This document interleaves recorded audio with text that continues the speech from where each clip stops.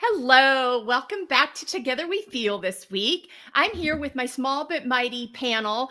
So my friend Suzanne Kohlberg's joining me, and she is getting ready to do summer in Australia as we're getting ready to winter here in the Northern Hemisphere. But what is true for all of us is the holiday season is coming.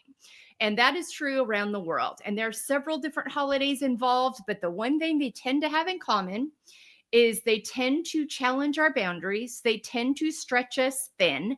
They tend to put us in situations with people that we're not sure how to deal with sometimes.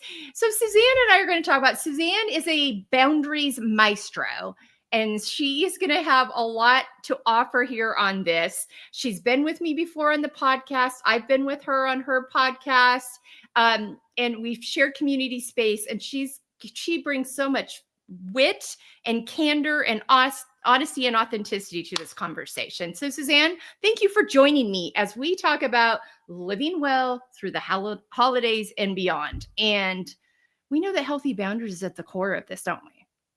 100%. Thank you so much for having me. Yeah. Last year I did a video on YouTube talking about this because I was just getting hit from so many directions. And I just started it with telling people, listen, think about ahead of time. Don't wait until you're in that sticky moment at the holiday table where you're like, I'm stuck and I can't get out. Whether it's you're the one that's hosting or you're at somebody else's house, make a plan ahead of time. Think about where it is and how it is you want to spend your time, what you have the bandwidth for.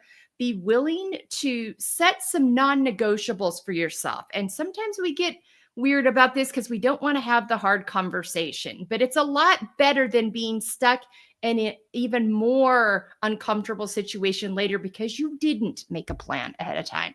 You went into this place irritable, upset, feeling like a martyr, wishing you weren't there, or you got stuck in a conversation because you didn't create an exit plan, or you ended up going to a place where you knew it was going to light up your nervous system and you ended up costing yourself anyway. And so my message is make a plan ahead of time and don't abandon yourself or your family within that. Take one or two maybe tricky conversations rather than having it become a whole broader situation that steals your joy during this time of year. Suzanne, I know you have a lot of thoughts on this. When people talk to you about these scenarios, especially when we talk about walking into these different dynamics, when to say yes, when to say no, what do you tell people? In a nutshell, to deck the halls and not your family.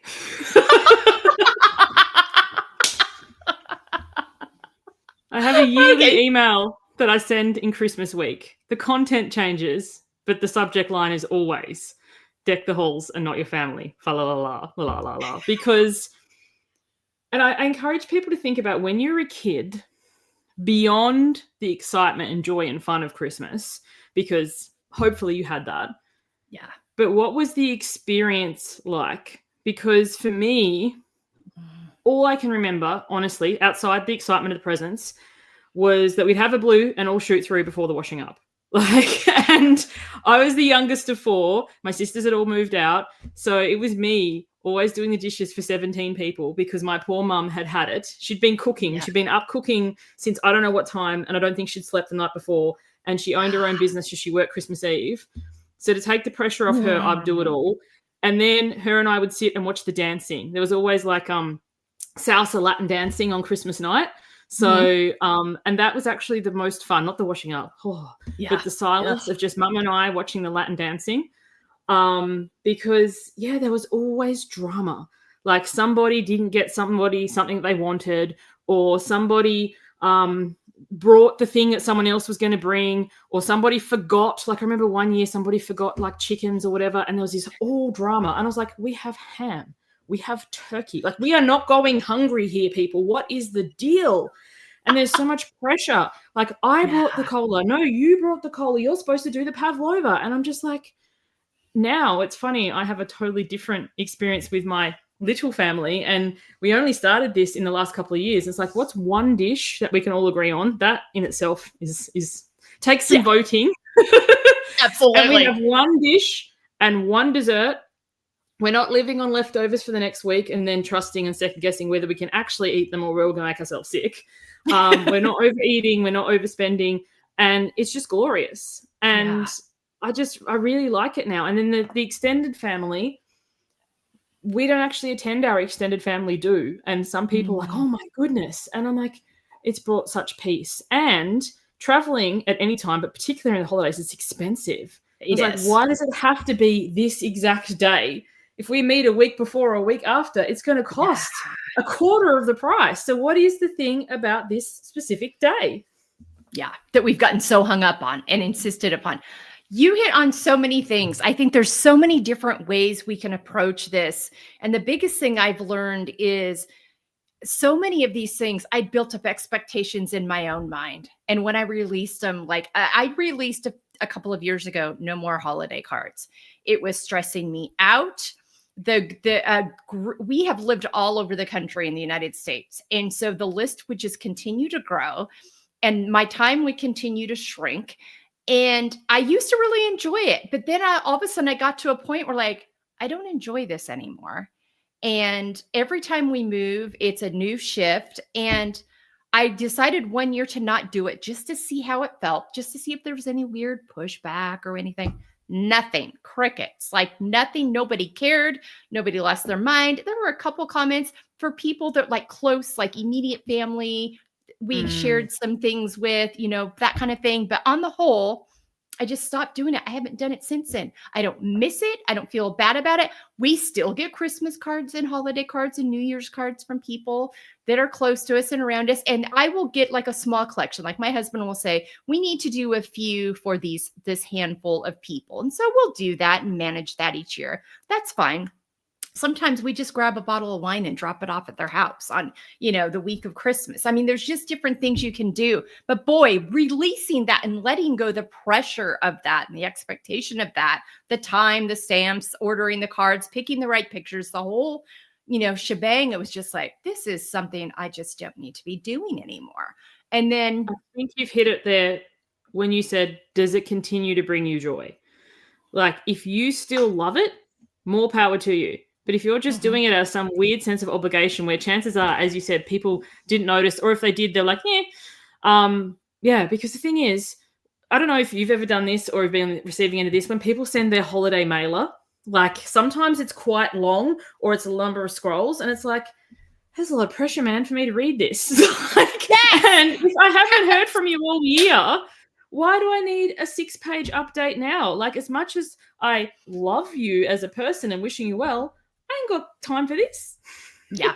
I will tell you, honest, and if people that love me are listening, I'm like, don't send me the letter. I won't read it. If I want to know what's going on in your life, I will call you or you will call me. Other than that, I am not going to take the time to read the 10 font so that you could get it on one page letter. I'm not going to do it. Give me a beautiful card with a lovely picture or a nice message saying you love us, hope we're well, and let's call it a day. But yeah, I am not reading. But I'd take that any day. If somebody wrote me something personal, even if it was just a couple of sentences, I'm here all day. But whenever I get anything, it's like just for you. And I open it up, and whether I'm on a subscription list or a friend or a family, and it's the mailer giving me all the stuff about the colonoscopy prep they had to do and whatever. I'm like, no, I just know anyway, boundaries. But B, it's not just for me if it's the same thing that you've BCC'd to everyone or just printed out 50 copies of. Yeah. And some of them like will write a personal message at the bottom. I'm like, just send me that. Just send me a card with that personal message. That's all I need. Yeah. Save yourself, everybody else, the time that it takes. Some people love to do it. If you do, great. Just know I'm probably not going to read the whole letter. We'll talk. Or we won't if we're not that close. I don't know. But yeah, I think it's those little things that start taking up time. Because for my husband and I, we both have, because of the things we're involved in the community, we have the first 2 weeks of December, we are at some kind of holiday party every night. And it's fun and it's fine until it's not. You just know, you get done with him and you're just like, oh my gosh, okay, we're done with that. And so, you're figuring out the outfit, you're doing all the things. So since I have that, there's just other things I'm not going to add in. The other thing is I have adult children now. So we have gotten very specific with our boundaries, all of us collectively as a group. We had this discussion a couple of years ago of what gifts were going to look like and what they weren't going to look like. It was going to be about, for the years it's our year together, like this is an off year. So my kids that are partnered are with their partners' families this year. So we're in the off year. Our youngest is going to join us. We might go see one daughter like 2 weeks before Christmas and do an early one with her because they're hosting his family a couple of weeks later. So we've got so it's like goes back to that find that time where you can get together. And then we've got other family a couple hours away, my sister-in-law, and her wife, that we can jump in with the last minute. My husband also works in college administration, and it's college football season here in the States. And if the football team here is in a bowl game, we don't know what that bowl game is until like 2 weeks before, 2 or 3 weeks for the holiday. So already making holiday plans because we don't know where he's going to necessarily have to go is absolutely, we could be at a bowl game anywhere from December 13th to New Year's, depending on, and you literally find out like December 10th, so 15 days before Christmas. Oh, now you got to go here. So, I mean, it just throws a whole, so we have learned to be really flexible over the years. And that's part of that. For years, the gift, I would start buying gifts in September to relieve the stress and try to get them everywhere. And I've really even gotten very specific about if you're this age or younger, you get a gift. Unless if you're like nieces, nephews, that. If you're this age or older, you get a Merry Christmas. I hope you're doing well. Let me know how life is going. Too. What feels good to you and your family and your situation? I think sometimes we're always looking for experts or guidance or whatever, but that might not necessarily align with what your situation is. And I think communicating it, because sometimes somebody will float an idea once, like how about we do Kris Kringle or Secret Santa or whatever you call it, and then everyone's like but nobody actually officially makes the call. And then the week before Christmas it's like, oh, so who's getting what? I've bought for everyone. And there's this mismatch or this or especially when younger kids are involved and you're like, oh, okay, so they really love this. I remember showing my age a bit now, but my niece was really into like One Direction a number of years ago. I got this thing and I was so excited for her to open it. And I handed it to her on Christmas Day and she opened it up. She's like, oh, One Direction is so not cool anymore. And I'm like, oh. So, it's kind of like, and do you know what they already have? Like growing up, my poor mum always tried to buy me books and I'd always smile and go, that's great. I'd already read it. I had it for 6 months. So it's like, what, having some sort of communication and, like things like maybe Amazon's not your thing because it has a lot of things associated with it, but so many things have wish list facilities available. It's like, here's all the things that I like. And some people are like, oh, I don't like that because it doesn't feel like personally, I don't like a gift card because it's weird. If I give you $50 and you give me $50, let's just not exchange gifts. Let's just go have a coffee or something. Like I find, and let's just go shopping together and buy each other something. I don't like that, but some people love it. So like what I do with my kids is we go to like the local shopping center. We still have Kmart here. Apparently over there you guys don't have wow. But like Walmart equivalent or whatever, and everybody has $30, like obviously they're younger, give it to them. And we've got a basket and you just fill it with stuff that they don't see. And then we give that on Christmas Day. And it's so cool because in the weeks leading up to it, we'll have the catalogs and we'll be circling things and like, oh, this would be nice. And things that they'd like it's funny, one year I got this blanket and I knew straight away that it was a dog blanket, but I didn't tell my daughter that because I knew she'd be crushed. And I put it over and I'd be reading my book and be like, oh, thank you for the blanket. Also, Christmas here's in summer. So I'd be like sweating with this little blanket. And it wasn't until this move, when we were moving to this house, my daughter looked at it and she's like, Mummy, did I buy you a dog blanket? I'm like, well, yeah. But it's like, you can't get, she wanted to get rid of it. I was like, you can't get rid of my dog blanket. I love that. But it was, it's the most ridiculous thing that you like taking and hold on to. Yeah. But instead of like, it has to be the latest or greatest. Like if my husband plays Xbox, I don't know what game he's got or what he doesn't got or which patch he has. Like, I don't know. But, if it's really important to you to have this and to him, then I'd pay more attention. But he usually just buys his own thing and then opens it on Christmas and goes, surprise. And we're all like, yeah. Way to play that off. Yeah, I think it's just that meeting your family where they are. What feels the most, what's that memory going to remember? I mean, think about that thing. What's going to stick with you? And I mean, I can tell you the only things from growing up, I can remember one Christmas, and I had begged and pleaded for said family member to not buy me clothes. I'm like, please just don't buy me clothes. Let's just go shopping together. I was 15. Let's just do that. They didn't listen. They got me an outfit that I just didn't like. It just wasn't me. I never wore it. And then they got mad at me for never wearing it. I'm like, I told you to not do this. So if I tell you not to do this, so yeah, just good communication, know what you're dealing with. I also know the personalities. I have 3 grown daughters. They all have different gift receiving and giving personalities. And so how I shop for them is and how we talk about what we're going to do each year is very specific, knowing what it is they prefer, what it is they like, what's going to connect with them. But then you kind of get that general idea of what that's going to be. And so yeah, we've learned to communicate really clearly on expectations. And really, I have learned too, for the most part, 2 out of my 3 daughters, and really all 3 of them, the other one just likes both, I guess you'd say, gifts and the surprise gifts and the experiences. But I find that this generation of 20 somethings and early 30 somethings are very much about experiences. So they really are more about experiences than they are gifts. Definitely true for my son-in-laws. Very much about and my daughters too, and very much about experiences. And so we have learned that it's about where we go and spend time together, what kind of thing we get that leads to an experience rather than just a gift that they may or may not like.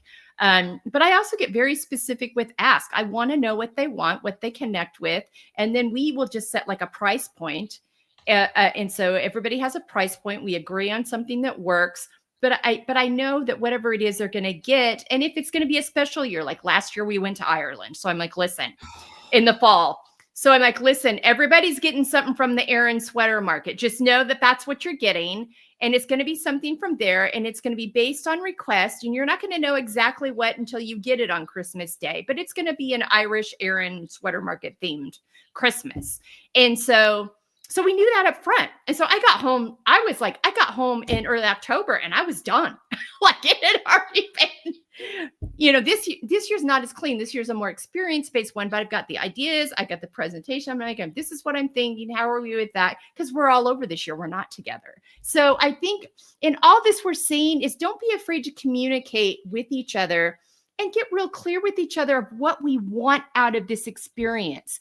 And then any outside voices that aren't, that want to put a, question mark or rift in that, to calculate what does that mean for my nervous system? What does that mean for my family's bandwidth? How much is it going to cost us? I've had a guest a while back where she and they're very introverted. A couple of her kids are neurodivergent. They have a very specific tolerance level for a lot of loudness and a lot of crowds. And she set some very clear parameters with her family a few years ago. I'm like, we will come, we will be there for 2 to 3 hours, and we'll go stay at an Airbnb. They got all up in arms. We're like, this is about, if you genuinely care about us and you want to genuinely enjoy us and us to enjoy you, this is what I need to do for my family. We don't operate like you do. We don't have the same bandwidth. That's the thing. We don't operate like you do. That's that statement, because I say for last year, my sister bought my kids these crochet things, as in they crochet, I think one's a sheep and one's a camel, or I don't know, some sort of animal thing. Yeah. And my kids said, thank you very much. And they were really appreciative. And they set them to the side, and they had no intention because they're not interested in crochet. They've never showed an interest in crochet or whatever, but they appreciated, they were polite. And then she was like, oh, well, make sure you show me when you've done them. And I'm thinking, like, that's going to happen. And then she started the pressuring. How about we get on FaceTime together and you can crochet and I can watch and whatever. And I had to intervene. I had to say, that's not going to happen. And she's like, what do you mean? I said, they're not going to make these things. And then she's like, how rude. And she started going on. I said, no. Let me interrupt you right there. You bought them something they didn't ask for. You didn't check if they had any interest in it. And now you're pressuring them to do it while you watch. Who's the person being rude here? Yes. So I said, if they threw it on the ground, stomped on it, and said, I hate this, 100%, I'll be having words. Like, that's rude. Yes. But they politely accepted it. They sat it to the side. Now you're pressuring them to do it. The same as when you said that you didn't want clothes. So somebody buys you an outfit, and I had a client had this. Her mother-in-law bought her a cardigan, and she said, Suze, I hated it. And the second I got home, I dropped it at the op shop. She's like, I'm not wearing that. And then the mother-in-law's coming over and she's like, I can't wait to see you in your cardigan. She's like, I'm driving around all the op shops going, where is it? And it's like, how often have we had, I know past me, I get some ugly statue dust collecting thing. I'm not much into knickknacks. I don't have anything on my walls. It's kind of plain. And it's like, if I'd asked for it and then I don't display it, that's weird. But when you buy something, assuming somebody's going to wear it, make it, do it, and then pressure them to, that's actually not okay. And who's the person being rude? Digging something out because the mother-in-law's coming over, or actually saying, I love that. I remember, I think I told this story on your show before. If not yours, it was someone else's. Yeah. My mum, I bought her this perfume once, white linen, and she was like, shh. I was like, oh my God, my mum loves white linen. Every Christmas, every birthday, I'm like buying her this white linen. I'm like, I'm the best daughter ever. Then I had my own daughter, and there's the first Mother's Day stall of the school, and she brings me this thing that she bought. God, it stunk, Melissa. It smelled to high hell. And I was like, I love that you went to the stall. I appreciate it so much. In future, please don't buy Mummy anything with a scent. Like, get me a pen, a bookmark, anything like that, but no perfume, please, because Mummy's very sensitive to it. And she was like, cool. And she went off of her. My mum lost it. She was like, how dare you be so rude? You're going to crush her heart. After all these years, I've been wearing white linen. And I'm like, hold up. I thought you liked it. Yes. I think sometimes it's kind of like, if you're doing something and somebody makes a big deal of it, you keep doing it. If you say, look, I really appreciate this. I love it. This isn't really my style. It's the same as like fruit mince pies. I don't eat fruit mince. So if I shove them down and pretend I love them, I can just imagine you going, oh, Suzanne loves my fruit mince. I'm going to bring it next year. Imagine you find out a decade from now, I can't stand it. Who's the rude person here? Right. Well, and that's just it. You hit on such an important part. Such a key component in this whole holiday bonanza is communication. Direct, kind, back and forth communication. What kind of experience do I want to have? What kind of experience do I want my family to have? Because I hear women say all the time, I hate the holidays. They stress me out. What can you do about that? Because it makes me really sad to hear you say hate the holidays. That should not be the experience you're having. But you get to decide and be accountable within that. And I can't do that. Why can't you? Because it's going to require a conversation that you're unwilling to have. Wouldn't you rather be a little bit uncomfortable and actually not come to this point every year where you hate the holidays and just have it be done and surround yourself with people that genuinely care about you, that genuinely want you to be well, that don't want you to feel tattered and torn and wore out and exhausted? And if they do want you, is that who you really want to be spending your holiday with? It sounds like to me they need to be doing their own work, because that is not a reflection on you. That is a reflection on them. And I just, so I think it's going back to that, I've gotten to a point, and I've got certain people in my life that will complain about the same family member or the same thing over and over again. I'm like, here's the deal. You're going to either be willing to do something about that, and I've given you my insights on that when you've asked in the past, or I don't want to hear about it anymore, because you're just spinning the same thing. At some point, you have to decide to stop abandoning yourself, to quit putting yourself in this situation, to have a hard conversation, and to make some choices. And if you decide not to do that and you decide it's not worth it, that's great. But you've made the choice. Because I hear, all the time, I tell people, you have choices. You have to be willing to make those choices. But trust me, once you do, and you actually find out, we did a thing last year where we had Christmas here and we were very intentional. We had the family around us that we wanted to have around us. We wanted to be together. We chose each other intentionally. There was no force. We were all genuinely happy to be together. It was a wonderful time. We planned ahead on who was going to bring what.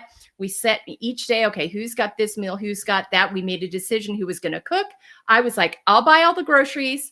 And Kylie and I will do the cleaning, and then you all my husband and a couple of other daughters and son-in-law, you guys decide, my sister-in-law, who's going to cook what, and we made the plan ahead of time. We had the most wonderful 4 days together. We played games, we did puzzles, we watched football, we hung out, we laughed, we ate, we cooked, but it was all based on communication. And we didn't invite or impose ourselves into situations that lit up our nervous system. I just got to a point where I'm like, we're not doing that anymore. We did that one time, probably 6 years ago now, and it's the last time. And what happened, so it came around the next year, and I was like, no one's willing to do that for us. So why am I putting us through that? Because when I it's think on that's the a flip, point too. yeah, No one's willing to do it for us. Like, why do I always have to be the one in whatever who makes the phone call, who makes the travel time? Planes go both ways, phone goes both ways. And, what you're talking about sounds like so much intentionality. Like, what experience do I want to have and how do I create that? Mhm. And, am I going to keep having the same conversation every year and the same, putting up every year and the same, like, I don't enjoy this. And as people grow and change, your Christmas traditions grow and change. Like, it's funny. Mhm. We have like the advent calendar, like you put it out and each day there's something to open up. And I was saying to my kids this year, because they're now 10 and 12, I'm like, do you want to do that? Because I'm kind of over it. And they're like, oh, mummy, that's the best bit. I'm like, cool. Okay, I'll do that. But I All ask right. every year.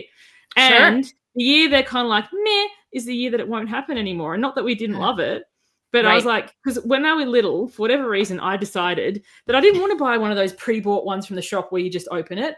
I would do something special every single day. And it was cool and fun when they were like toddlers. But now it's become a bit of work, especially my son has dental stuff. So there's only certain things he can eat. But my daughter still wants to eat the other things. And I'm just like, oh, it's 24 days. It's a bit of a lineup, you know what I mean? But while they still really enjoy it, I'll still do it. And I'm sure they'll reach a point where they don't anymore. Yeah. And then we just won't do it. Yeah. And you just decide what's worth it and what's worth putting your time into. But yeah, and I think too, as your kids transition and get older, and I had to learn this the hard way, there are certain traditions they're going to want to keep, and there's certain traditions they're going to be ready to let go of. And you've got to, and I had to learn, I've had to be ready to let go of a couple of things that I'm like, I kind of noticed the last Christmas we did, which probably was 4 or 5 years ago now, where I was like, I gathered us all together and I could sense, I'm like, I think this needs to be the last year we do this, at least until grandkids come along. And then I can see that one will probably come back at that point. But as adult, and I had to release it as like, they don't want to watch these movies. They don't want to read these books. That's just not what they're interested right now. It'll come back around in some version, probably, when they have their own kids. But right now I need to release that and what's important to them and what's the most important thing. I want everybody here. I want them to be happy. I want us to all want to be here together and not be irritated about these little things that you just decided you were going to do, but you didn't communicate or ask. I mean, again, I go back to asking and being open to and deciding what's the priority point. And when it comes to gatherings, sometimes we decide, okay, I'm just going to go in and do this. It's like, but I'm going to have an exit plan, or we're only saying 2 hours. Or if Uncle Bob starts talking about X topic, then I'm going to, and it continues, I'm going to excuse myself from the table, or I'm going to step outside. I'm not going to engage. I'm not going to get caught in the trap. So even on those situations where you feel like you got to go, it's your turn to go, the intentions are in the right place, you feel like it's, better to show up, even then go in with a strategy and have in your head your 100%. non-negotiables. Pay attention to what your body's telling you. If you feel your system lighting up, it's so much better to have that plan rather than say things you got to apologize for later or try to explain because you communicated them in your own head, but you didn't communicate them to anybody else. And then if you don't communicate those things, then you really just have yourself to be accountable to. I mean, I think it's just that, we have to let go of this idea that everything's just happening to us. So you got to you get to decide and make some choices. I know I've got friends who live throughout the country who made choices through the years. Like, we're not going to fly home to mom and dad's anymore for Christmas with the kids. It's just too much. If they want to come here, great, but it's just something we're no longer going to do. We're going to make our own traditions. It's not fun. We're wore out, time change, kids are scattered, and they, so those times come, and then, like I've said to friends as they've gone through this, the grandparents can always come to you. It's a lot easier for them to travel than it is, or you get to make that decision. But it's, I think getting rid of this idea that it's selfish to choose for yourself and your family what is healthiest for you and what's most honoring to you. So I think for both you and I, Suzanne, we both say, like, you don't have to hate the holidays. You just got to be willing to set some healthy boundaries, communicate some expectations, ask the right questions. And again, maybe I have this conversation and they're put off for a while, but in the long run, sometimes people just need time to adjust to something new. And especially when we're making a shift. And audit the things that you're doing. Are you doing them because you've always done them, or because you actually like them? So your point, like my husband and I and kids, we don't travel home to our extended family anymore. We stopped that about 3 years ago. Yeah. And then when we were home our first year, we made all the things. And then we really didn't audit. My husband loves ham. Neither the kids nor I really like it. I like prawns. Nobody else really likes it. It's like, so what do we all like? We all like turkey. So we just have one dish. And it's like, so much easier. And the same with dessert. He likes Christmas pudding. I don't. I like trifle. He doesn't. What do we all like? Sticky date pudding. So we have turkey. We have sticky date pudding. We're done. It's so simple. It's so easy. We don't need to line up in the supermarket forever. Like the French stick. I don't know if you guys have that. Like you make a cob loaf or something, and then the day before the bakery is always sold out like 6 a.m. It's like, do we really need a French stick? No. So we just don't get one. And it's just like, how can you simplify it unless you love it? If having all the bells and whistles lights you up and you like, elbowing your way in at 6 o'clock in the morning at the bakery and, you love having leftovers for weeks, if that lights you up. Like I remember my husband's grandmother, she put the full catastrophe, and it brought her so much joy. And she'd tell me every year, like, oh, I've got this and I put it aside for next year. Like I bought the Christmas crackers and, whereas we were like, we don't actually like the ridiculous hat and the plastic crappy toys that we throw out 5 minutes later. So let's just not do this, But if you like it, do it. You do you, and create new traditions and things that you love so that Christmas is that time that you do recharge and enjoy, rather than another thing that you just have to soldier through. Yes. And I think, getting very clear as you make a decision, as you're making your plans, what's your why behind it? If it is not a healthy why connected to something really that's going to be energizing, and sometimes you got to do some hard things. It can, holidays are tricky with grief, with aging parents. Sometimes you got to go spend some time with some people that are really struggling with their health, that are deteriorating in different ways, that are having different things happening where you just know you need to show up and support, but it's not necessarily going to be as joyful as you'd hoped. That's different than just continuing to abandon yourself and be really passive aggressive and get really irritable and tired and take on all the other things and never communicate that you're looking for something different. And go to all the events just because you've been invited, but be that Grinch person who nobody really wants there anyway. Like you're talking about December. It's funny. At my husband's last work, for everyone, we've recently moved in the last 2 months. This is our first Christmas in this place. At his last work, it was employees only, no family. And his work before that, it was adults only, no kids. So this year, the Christmas invite came out and he sent it to me via email. And I said, are the kids invited? And he's like, did you read it? I'm like, I skimmed it, but I'm not sure. And he goes, well, it does say there's face painting. So they're either into some really weird stuff or kids are allowed. And I was like, well, can you ask specifically? So if you are unsure, just ask. It's like, this might sound dumb, but is this for the entire family or is this just for us? And even any sort of invite you get, and depending where it is, like, is this included like in this cost? Because it can get quite expensive. So it's like, for the work pays for the employee, and then there's a discount for everyone else. But if you can bring everyone if you want to, but here's how much it is. It's like, cool, I like this. A suggestion for future, can you put this on the front end? Because we're like, what's happening here? And I think sometimes people are rude, like, I don't want to ask for money. But if you don't clearly state what's involved and people come up and they assume or they don't know, that's how it can get really sticky because you were unclear. Yeah. Clear is kind. Clear and direct are kind. It clears out all of the gray. You know what it is. And then you can make the best decision on both ends from there. I think that's such an important piece. So as you're going into this season, as you're thinking about how it is. Really be truthful with yourself. How do you want this to be? And what would it take to get it there? And is this year the start? Maybe it feels like too much to take on the whole thing. Pick one thing this year that you are going to do in a way that's honoring and feels good to you. And start there and just see how that feels. If it feels too big to take on the bigger spectrum of things, but just remember that it's not selfish to do that. I mean, think about, how do you want people to remember you when you're around them? Do they want to remember, man, she looks exhausted every Christmas. I wonder if she's even having fun. She really drank a lot. I feel like she's trying to numb some things. What is it? How do you want to be remembered, and how do you want to experience it? Because I'm telling you, this doesn't have to be the time of year we dread. If we're willing to do a little planning, have some communication, whether it's about gifts, gatherings, do's, don'ts, planning the food. Yeah, I loved what you talked about with the food. Figure out those, and we do this when we have our years that we're together. We plan the menu ahead of time, and we have gotten away from being like, we have to be really traditional. Like, my husband does like to have, in the United States, we have a holiday called Thanksgiving.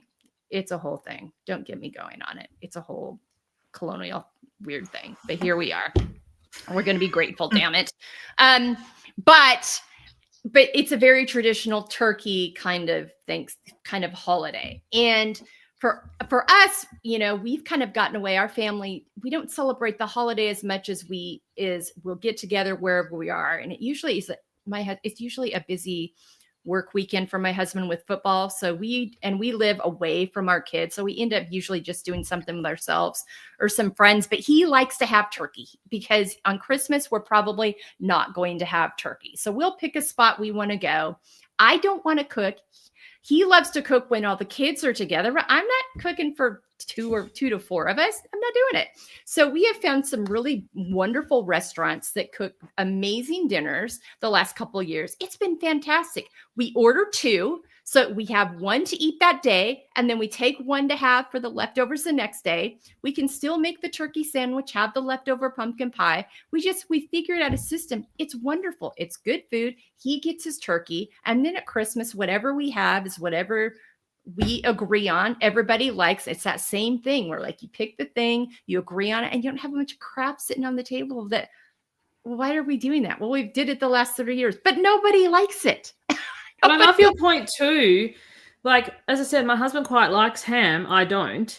And it used to be like buying a whole ham and like smoking it or whatever. It's like there are like places you can go to that you can buy just shaved part, and he can have his serve. If there's something that you truly want, but there's different than just getting it from the supermarket. Like, there's that traditionally baked thing. You might pay a little bit more per 100 grams or whatever, but you're not stuck with 6 kilos in the freezer for the next however many months. Exactly. So, it's just, what is the thing that you like? All the trimmings. Like, sometimes we've found individual serve Christmas puddings. And it's like, cool, he can just have his little serve. And once again, they're more expensive, but he can have that and have his taste of Christmas without the kids going, please no, or the rest of us pretending to like it when we don't. And I think that's the thing. It's really, what do you like and what new traditions can you forge? Rather than what you always, what's that? Isn't it, if you always do what you've always done, you'll always get what you've always got. So if you always dread the holidays and go, oh, not this again.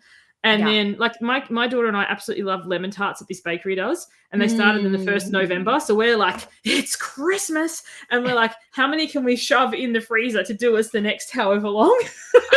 No one else in the family likes them. So we just buy them for us. Sure. But but sometimes it's just like, well, I'm the only one, so I have to miss out. And it's like, no, you can still have the thing if you want it enough. But do I want it enough to make an effort, or is it just a nice to have? Right.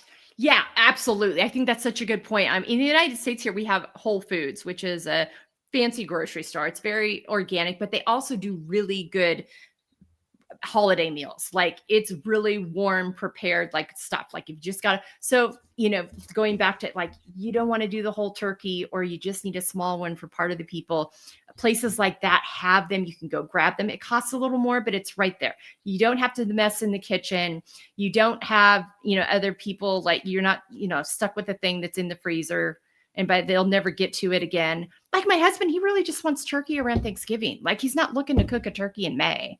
He just wants, it's that, He wants to have that, that stuffing and turkey feeling. There's a real connect point for him there.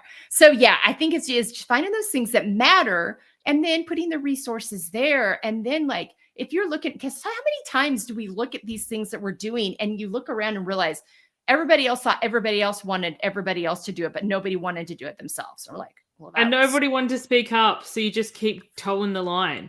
exactly. And I think there's so many things like, I loved growing up the Twits, the book by Roald Dahl. And I've read it to both my kids and they love it. And it came out on Netflix recently and we were all excited. Oh my gosh. And we sat down and I'm watching it. I'm like, what is this? It's nothing like the book. And anyway, about 5 minutes, maybe 10 minutes in, I said to my kids, you guys actually enjoying this? Like, oh no. And it was like, if I hadn't spoke up, we all would have sat through that whole movie because we were all thinking the other people were liking it, but we all actually couldn't stand it. So if you loved it and you listened to this, no offense, like you do you, we all love different things. But I was like, this is not what I was expecting. But I was the one who spoke up. But everyone else would have just sat there. And I think any tradition or anything that you've done, you might have liked it 5, 10, 20 years ago, but you're not the same person you were then. Yeah. Yeah. Check in with each other. It's like, okay, we've been rolling along and doing this thing for a while. How does that feel? And be real upfront with no hurt feelings, nothing personal. Let's just make sure we're meeting everybody where they are. And yeah, and I think too, it can get tricky because sometimes you've got that one family member that always wants to host, and you got the other family member that are like, we keep having to go to that family member's house because they always want to host. And at some point, it's like, well, you got to make a decision at some point of like, we can't travel to you this year. We love having it with you. We can't. We'd like to host. You're welcome to come here. And and so I'm not saying it's always easy, but it also becomes about choices. And at the end of the day, if it's important for family to be together, then you'll figure it out. And maybe there's one year where it's a little wonky, but don't keep going mad and irritated, or ask that family member, why is it so important to you that you always host? It feels like that's important to you. Can we talk about this? Because traveling here every year is starting to become cumbersome for me, or it's expensive, or I'd like to have a chance to host, or the other, somebody else will, but if it have a real conversation about it, it's like, we are tired of coming to you. You're so selfish. You always want to host. You won't go to anybody else's house. No. I think that's what happens. That's what happens, Melissa. People don't speak up early enough. Yes. And then it becomes an explosion. But if you do speak up and say, yes, we've been doing it this way for X number of years. However, as you said, it's become cumbersome. It's become expensive. Actually, we would really like to and kind of hold the line, because there will be pushback. The first year that we didn't go home for Christmas, there was a lot of pushback. The second year there was some, and sometimes there still is the comments, the snidey remarks or whatever. And I just imagine that I've got like an umbrella and the emotions of their stuff can fall on my umbrella and I'm nice and dry and cozy under here. Because it's just a snide mark, or it's just a side comment or whatever. Because sometimes, it can be like, oh, I don't want to travel. And I think to myself, so it's okay for me and my entire family to trudge across the country when you're one person. What does that say? But I'm like, I'm not opening this door. They're entitled to it. And, it's just, it will happen. There will be pushback, but over time it lessens.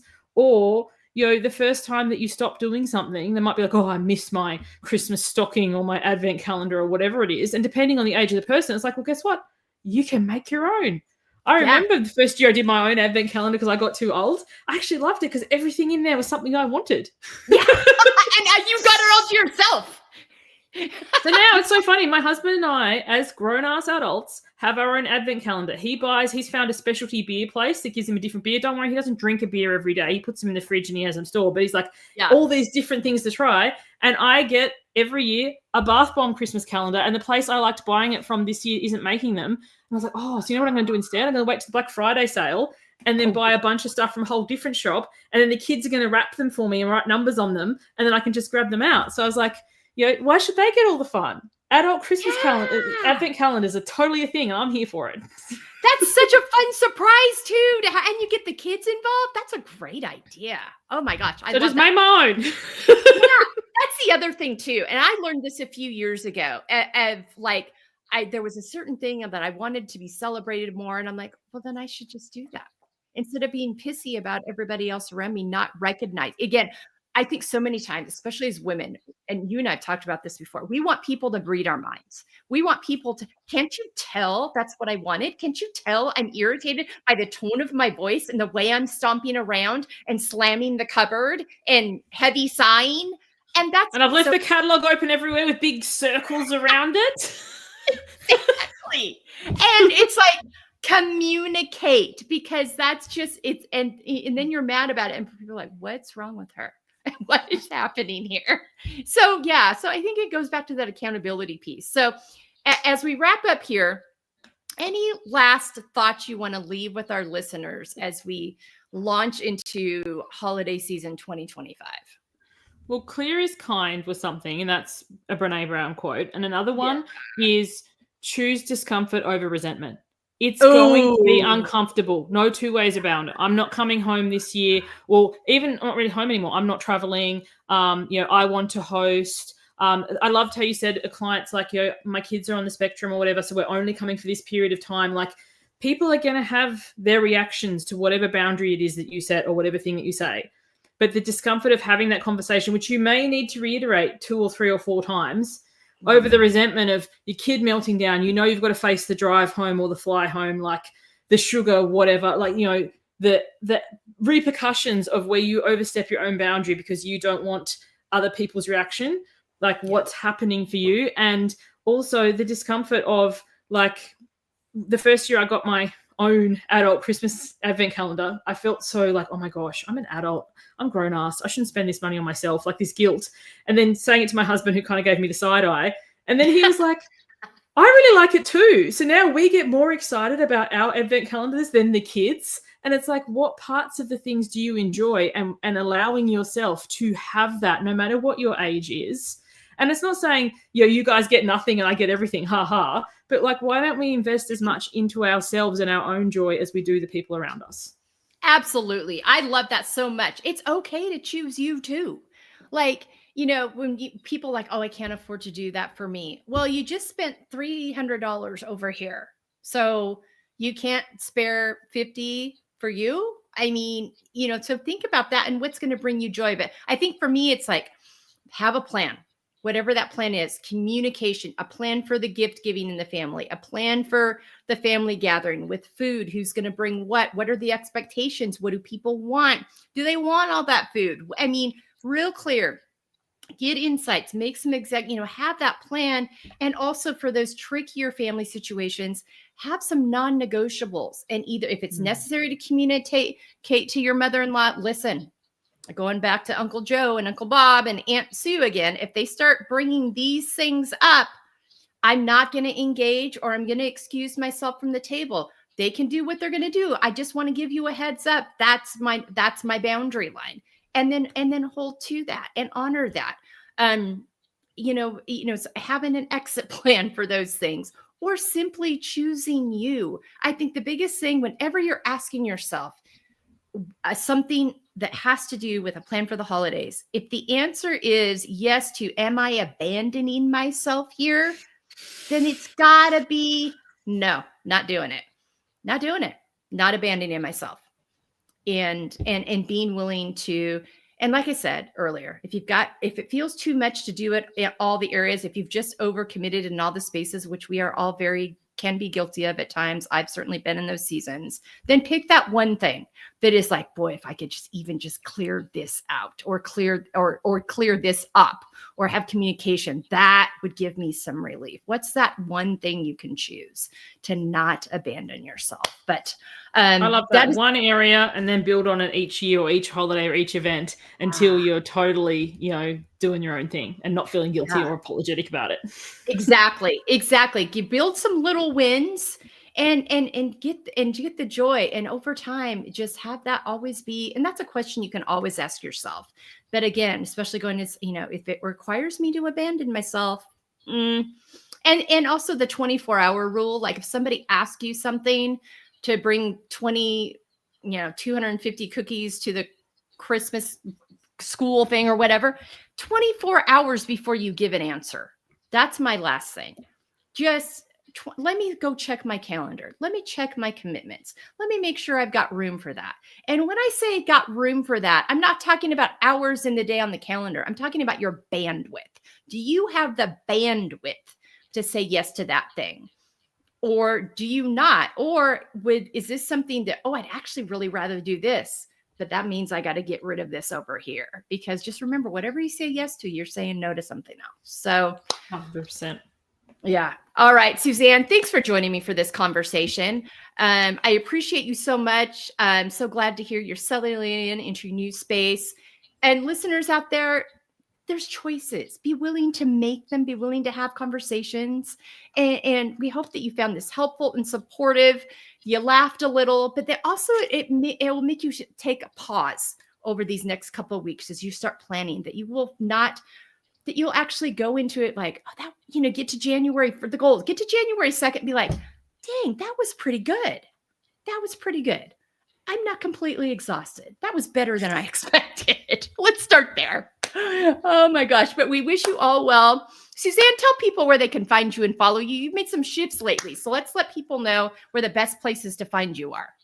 Best place to find me is my website, suzannekohlberg.com. And from there, if you go to the everything page, it's got like my podcast and stuff. I'm hanging out currently on School. Have you checked it out, Melissa? SKOOL. I've got the community called the Done Era, DONE. And I have so much fun on that platform. Basically, everything that I offer is in there now. And yeah, if you are done people pleasing, overgiving, martyring, can't say knowing, then this is the place for you. Yeah, it is fun. I've had a chance to check it out a few times, and it's great conversations. It's honest. There's funny stuff in there, some of the memes and stuff in there. I just, if I love going to anything you're doing. If I need a laugh and just a good reality, she gets me check, then I go to where Suzanne's hanging out, because it's always worth my time. So thank you so much for joining me. For us, you can find me at embracinglayers.com. I've got a whole list of new offerings out there, whether it's our online course, you can work with me one-on-one in empowerment sessions. I can come speak to you, and along with our podcast and these panels and our books. So go to embracinglayers.com, schedule a 30-minute free consultation with me, and let's talk about how we can help you live your most empowered, fueled life. You deserve it. You're worthy, you're valuable, and you get to choose. And that's what we're going to leave you here with today. Take good care. Have great holidays. Don't forget to choose you in the process. Let us know. Go to our embracinglayers.com, check out the resources page, and see if there's things there that you need for us to support you. But we're wishing you well. Take good care of yourselves and have a great week.